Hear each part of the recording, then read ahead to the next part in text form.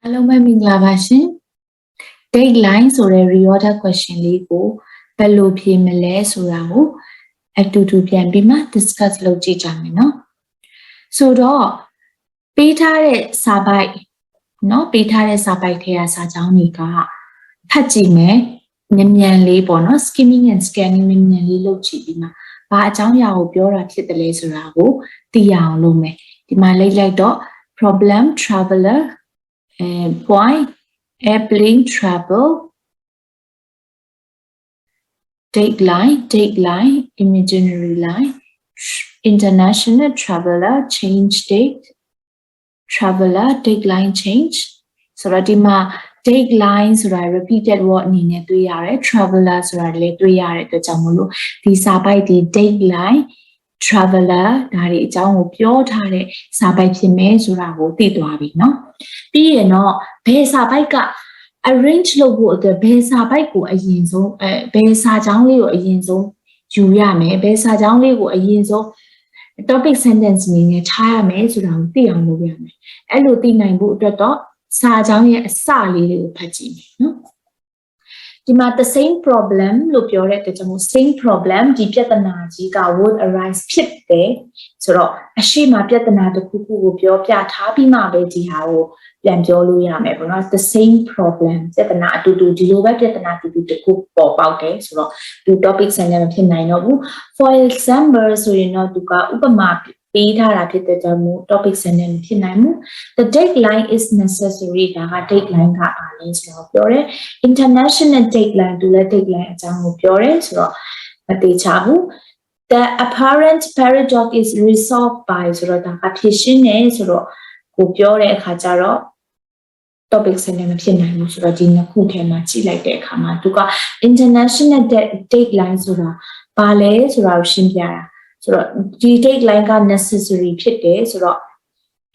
matching articles rules အရာပေါ့နော်ဒီမှာက international deadline ဒီမှာက the deadline ဆိုတော့ international deadline အရင်နာမယ်ပြီးတော့မှ the deadline တော့မယ်ပေါ့နော် international deadline ဆိုတာဘာလဲဆိုတော့ဒီမှာသူရှင်းပြထားတယ်ဘယ်လောက်ပေါ့နော်ဒီကပ္ပမြင်းနဲ့ပြင်ကနေဘယ်လောက်လောင်ကြီးချုပ်ပါနေရှင်းပြထားတယ်အဲ့ဒီမှာဆိုလို့ရှိရင်အဲ့ဒီနေရာရောက်ပြီဆိုလို့ရှိရင်ဒီ agreement လုပ်ထားတယ်ပေါ့နော်ခရီးသွားလာတဲ့လူတွေကသူတို့ရဲ့ရက်ကိုပြောင်းရမယ်ပေါ့ဒါကြောင့်မို့လို့လေဒီမှာကျမတို့ဒီမြန်မာပြည်မှာဥပမာအဖြစ်မြန်မာပြည်မှာ10နိုင်လောက်ဖြစ်နေတယ်ဆိုရင်တခြားနိုင်ငံမှာဟိုအချိန်မတူနေဘူးပေါ့နော်မတူနေတဲ့အခါခရီးတွေဒီမြန်မာပြည်ကနေတခြားကိုသွားလို့ရှိရင်အချိန်တွေကပြောင်းရတာတွေပါဖြစ်တယ်ပေါ့နော်အေးဒါကိုပြောထားတာပေါ့နော်အဲ့ဒီ deadline ကြောင့်လို့ဖြစ်တယ် deadline is necessary to avoid the confusions that would otherwise result တော့ဒါကြောင့်မို့လို့အဲ့လို deadline ထားလဲဆိုတော့ confuse မဖြစ်တော့ဘူးပေါ့နော်ဒီမှာ traveler တွေက date ကိုပြောင်းလိုက်ပြီဆိုရင်ဟိုနိုင်ငံရောက်သွားရင်တခါတည်းအဲ့ဒီကအချိန်ဖြစ်သွားတယ်ပေါ့နော်ဆိုတော့သူညောက်ကိုတွဲလိုက်ပြီးရင်ဘယ်ဟာလာမလဲ same problem would arise ဆိုတော့ problem ကြောင့်ပြောသေးဘူး resolve ဖြေရှင်းတာမပြောသေးဘူးဖြစ်တဲ့ကြောင့် for example အရင်ဟာပြီးနော် example မှာသူပြောပြထားတယ် for example if an airplane were to travel westward with the sun 24 hours would elapse as it circled the globe but it would still be the same day for those in the airplane while it would be one day later for those on the ground below မှာရှင်းပြထားတယ်ပေါ့နော်ဆိုတော့နေနဲ့ဟိုစန့်ကျင်တဲ့အနောက် sorry စန့်ကျင်တဲ့အနောက်ဘက်ကိုသွားမယ်ဆိုရင်သူက24နာရီဒီမှာဟိုနောက်ကျမယ်ပေါ့နော်နောက်ကျမယ်ဒါပေမဲ့လည်းလေရင်ထဲမှာတစ်ခုထဲမှာရှင်းနေလူတွေတော့ကတော့အတူတူဖြစ်မယ်နေဒီတော့မှကြာနေခဲ့တဲ့လူတွေကကျတော့တမျိုးဖြစ်မယ်အဲ့ဒီလိုမျိုးမတူဘူးဖြစ်တယ်ပေါ့နော်အဲ့လိုမျိုးဖြစ်တယ်တဲ့ဆိုတော့ဒီမှာ the same problem would arise ဒီမှာဒါအဲ့လိုပဲ same problem ဖြစ်မယ်if the travelers journey in opposite direction to a point on the opposite side of the earth 180 degree of longitude distance ဆိုတော့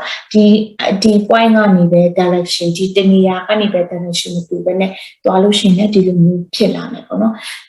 သူကတမျိုးသူသွားတဲ့နေရာမှာကအချိန်တမျိုးဖြစ်မယ်